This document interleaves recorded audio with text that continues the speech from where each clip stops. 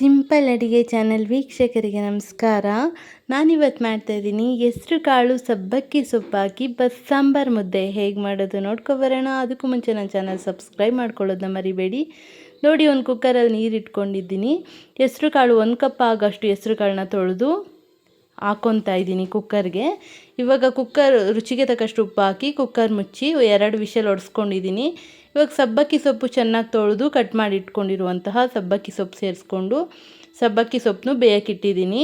ಇವಾಗ ಇನ್ನೊಂದು ಕಡೆ ಬಾಣಲಿ ಇಟ್ಕೊಂಡಿದ್ದೀನಿ. ನೋಡಿ, ಗ್ಯಾಸ್ ಹಚ್ಕೊಂಡು ಬಾಣಲಿ ಇಟ್ಕೊಂಡು ಸ್ವಲ್ಪ 1-2 ಸ್ಪೂನ್ ಆಗೋಷ್ಟು ಎಣ್ಣೆ ಹಾಕ್ಕೊಂಡಿದ್ದೀನಿ.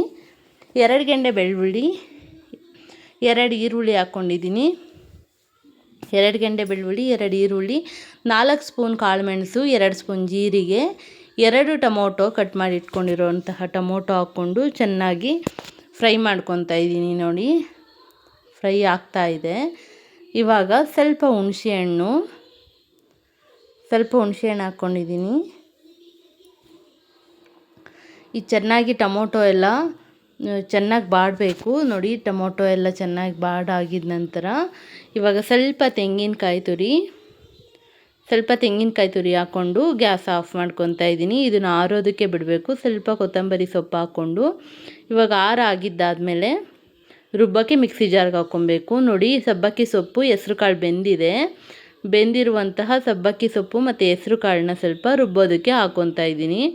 ಇದನ್ನು ಆರಿಸ್ಕೊಂಡು ಮಿಕ್ಸಿ ಜಾರ್ಗೆ ಹಾಕ್ಕೊತಾ ಇದ್ದೀನಿ. ನೋಡಿ,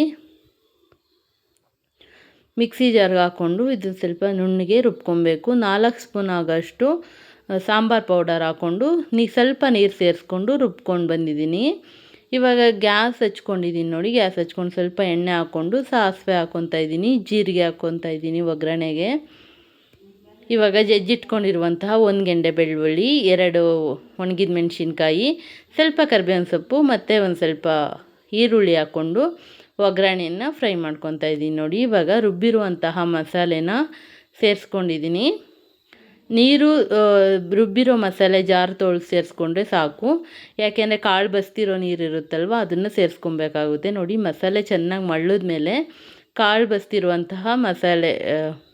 ಬಸ್ತಿರುವಂಥ ನೀರನ್ನು ಸೇರಿಸ್ಕೊಬೇಕಾಗುತ್ತೆ.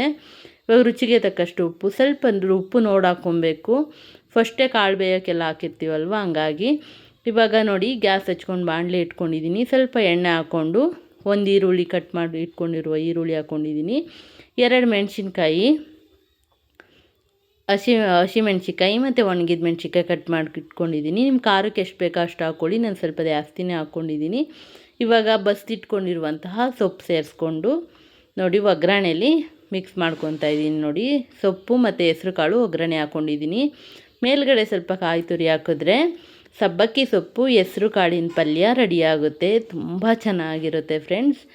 ನೀವು ಒಂದ್ಸರಿ ಮನೆ ಟ್ರೈ ಮಾಡಿ, ಹೇಗೆ ಬಂತು ಅಂತ ಕಮೆಂಟ್ ಮಾಡಿ, ಲೈಕ್ ಮಾಡಿ, ಶೇರ್ ಮಾಡಿ. ನನ್ನ ಚಾನಲ್ ಸಬ್ಸ್ಕ್ರೈಬ್ ಮಾಡ್ಕೊಳ್ಳೋದನ್ನ ಮರಿಬೇಡಿ. ಇವಾಗ ನೋಡಿ, ಸಾಂಬಾರು ಕುದ್ದಿದೆ. ಸಾಂಬಾರು ಫೈನಲಿ ಆಗಿದೆ. ಬಸ್ಸಾಂಬಾರು ಜೊತೆ ಮುದ್ದೆ ನಾನು ಟೇಸ್ಟ್ ಮಾಡ್ತಾಯಿದ್ದೀನಿ. ತುಂಬಾ ಚೆನ್ನಾಗಿರುತ್ತೆ ಫ್ರೆಂಡ್ಸ್. ಬಸ್ಸಾರು, ಮುದ್ದೆ, ಪಲ್ಯ ತುಂಬ ಚೆನ್ನಾಗಿರುತ್ತೆ. ನೀವು ಒಂದ್ಸರಿ ಟ್ರೈ ಮಾಡಿ. ಮತ್ತೆ ಇನ್ನೊಂದು ವೀಡಿಯೋ ಸಿಗೋಣ. ಬಾಯ್.